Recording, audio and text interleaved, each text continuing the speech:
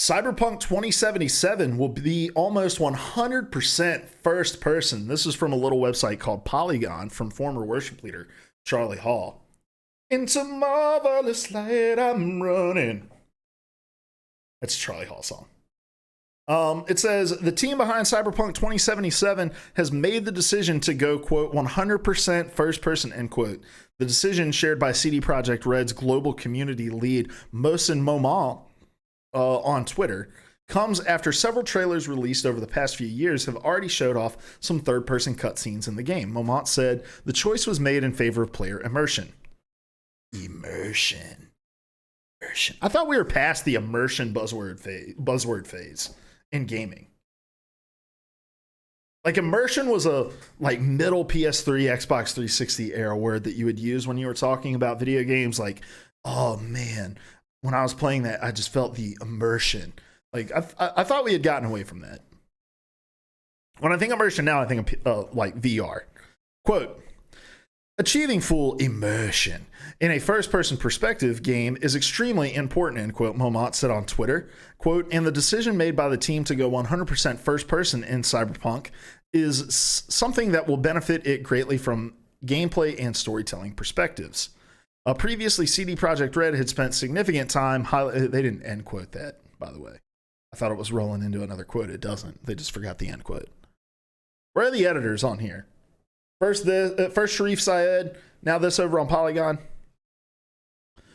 Previously, CD Projekt Red had spent significant time highlighting third-person cutscenes in its trailers. An extended gameplay sequence first shown at E3 2018 lingers with the player character in third person after an intimate encounter.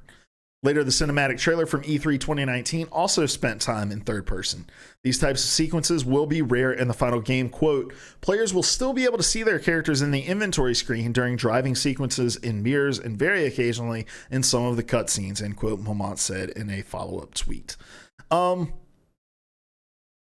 Yeah, this is strange because I feel like they really were leaning into the whole idea of like, hey, you can play this in first person or third person. Like they said with the E3 reveals, there was the third person perspective with the heavy emphasis on player customization and choice and care and like how you design your character. I thought for sure it was like, this makes sense to be played in third person. And so it's a little bit odd to me that they've gone fully first person. I have to think it has less to do with immersion and more to do with just technical execution of the game. What you have to do to render a third-person game is different from what you have to do to render a first-person game, and to have both of those in the game at the same time with how I think technically ambitious this game is going to be is probably where the actual hang-up is.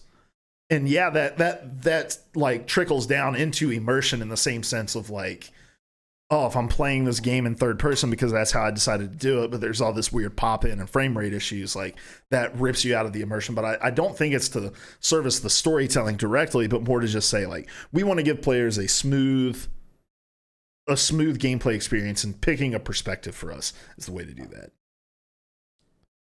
Roy Speedrun says, interesting. I was always under the impression it was first person only. See, I was under the impression that either you were going to be able to like choose the perspective you played from, or there were going to be segments of each that like maybe the combat would be first person and like the exploration would be third. Or it would be like The Witcher where, oh no, because The Witcher's all in third person. But the cutscenes especially, they're like a movie, you know? And you get to watch it unfold like a movie. I'm not a big fan of cutscenes that are done in first person. I love first person mechanics, and if it's a shooting game, I prefer first person, I think. But like when it comes to cutscenes, I really, really prefer third person stuff. So this is interesting, a little disappointing. I'm not like too tore up about it though. So yeah, Cyberpunk 2077, first person only.